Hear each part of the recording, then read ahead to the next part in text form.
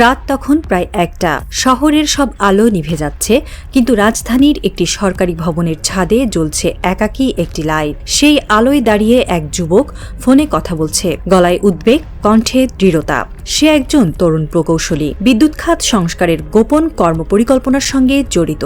ওপাশে কে ছিল কেউ জানে না, শুধু এতটুকু জানা, সে বলছিল উনার সবুজ সংকেত পেয়ে গেছি, এবার শুরু হবে আসল অপারেশন। সেই উনি আর কেউ নন, অন্তর্বর্তী সরকারের প্রধান নীতি নির্ধারক, যিনি তখন টেবিল জুড়ে ছড়ানো নকশা আর ব্যয়পত্রের ফাইল সামনে রেখে দেশের বিদ্যুৎ ভবিষ্যতের ছক আঁকছিলেন। এই শহরের বিদ্যুৎ এখন কেবল বৈদ্যুতিক নয়, এটি এখন এক ভূ রাজনৈতিক শক্তি, এক জাতীয় মর্যাদার প্রতীক। কিন্তু এই অবস্থানে পৌঁছাতে বাংলাদেশকে পাড়ি দিতে হয়েছে দীর্ঘ এক অন্ধকার যুগ।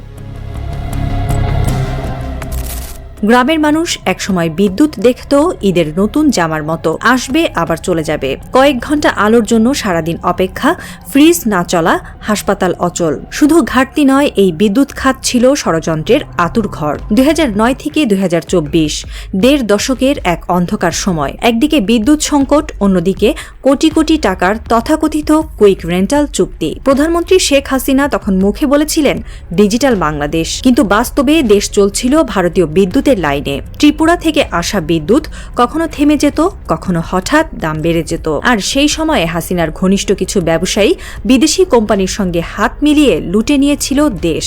বিদ্যুৎ উৎপাদনের নামে ভাড়া বিদ্যুৎ আনা হয়েছিল, যার বাস্তব চিত্র ছিল প্রকল্প আছে, বিদ্যুৎ নেই, পেমেন্ট আছে, সেবা নেই। বিশ্লেষকরা বলেন, বিদ্যুৎ খাতে হাসিনা সরকারের নীতি ছিল সার্বভৌমতা নয়, সুবিধাভোগী বন্ধুত্ব। বিদ্যুৎ কূটনীতি এই শব্দটা আগে তেমন শোনা যেত না, কিন্তু ২০১৫ এর পর যখন ত্রিপুরা, পশ্চিমবঙ্গ, আসাম থেকে বিদ্যুৎ আসা শুরু হলো, তখনই এই নিয়ন্ত্রণের জাতাকল স্পষ্ট হয়ে উঠল। বাংলাদেশ যেন এক ভয়ঙ্কর লুপে আটকে ছিল, যেখানে আমদানির শর্তে দেশের অর্থনীতি, এমনকি পররাষ্ট্রনীতিও বাঁক নিত ভারতের ইচ্ছে মতো। কখনো ভারত বিদ্যুৎ সরবরাহ কমিয়ে দেশের অভ্যন্তরে বিদ্যুৎ ঘাটতি তৈরি করত, কখনো দাম বাড়িয়ে চাপে ফেলত অর্থ মন্ত্রণালয়কে। এর পেছনে ছিল সফট ইনফ্লুয়েন্স, যার আড়ালে চলত রাজনীতিকদের কমিশন ভাগাভাগি।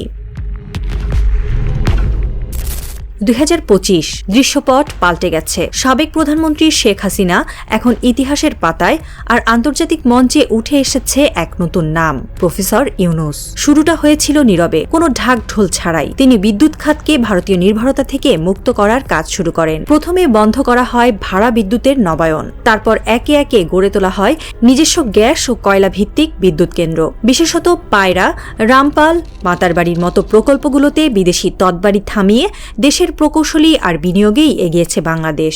আজ বাংলাদেশ নিজের চাহিদার ৯৫% বেশি বিদ্যুৎ নিজেই উৎপাদন করছে। ভারতের বিদ্যুৎ রপ্তানি যেখানে একসময় ২০% নির্ভরশীল ছিল বাংলাদেশের বাজারের ওপর, এখন সেটা নেমে এসেছে ৭ থেকে ৮%।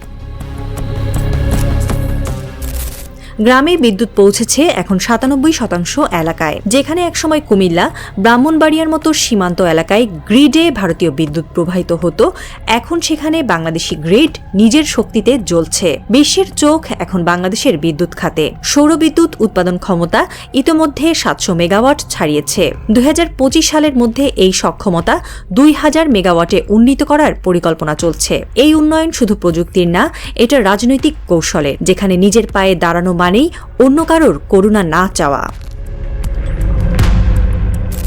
কিন্তু সব প্রশ্নের উত্তর কি মিলে গেছে? না। একটা অদ্ভুত নীরবতা চলছে আন্তর্জাতিক বিদ্যুৎ লবিতে। ভারতের ৩টি বড় কোম্পানি হঠাৎ ঢাকার সঙ্গে পুনরায় আলোচনা শুরু করেছে, অফার দিচ্ছে কম দামে বেশি সরবরাহের। তাহলে তারা কি আবার ফিরে আসতে চায়, নাকি অন্য কোনো বড় পরিকল্পনার অংশ?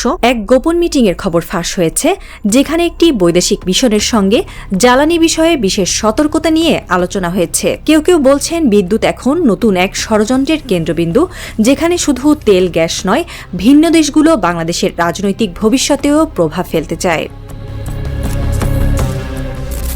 রাত বাড়ে। প্রফেসর ইউনুস জানালার পাশে দাঁড়িয়ে ঢাকার দিকে তাকিয়ে থাকেন। বিদ্যুৎ নিয়ে বিজয় তার হলেও যুদ্ধটা কি শেষ? দেশের বিদ্যুৎ খাতের গুরুত্বপূর্ণ কর্তাদের জরুরি মিটিং চলছে। একজন কর্মকর্তা চুপি চুপি তার বসকে বলে ফেলেন, স্যার, ভারত থেকে একটা অফিসিয়াল কনসার্ন এসেছে, বলছে বাংলাদেশ যেন তাদের বাজারে হঠাৎ করে ঝাঁপ না দেয়। তবে প্রফেসর ইউনুস বরাবরই চ্যালেঞ্জ নিতে ভালোবাসেন। তার চোখে একটা দীপ্তি ঝিলমিল করে। তিনি জানেন আগামী যুদ্ধটা কেবল জ্বালানির না, এটি স্বাধীনতার। বাংলাদেশ বিদ্যুৎ খাতে স্বাধীন হলেও ভূ রাজনৈতিক চক্রান্ত থেমে থাকবে না। শেখ হাসিনার আমলে ভারতীয় লবির যেই শিকড় গজানো হয়েছিল তা পুরোপুরি উপড়ে ফেলাই এখনকার মূল যুদ্ধ।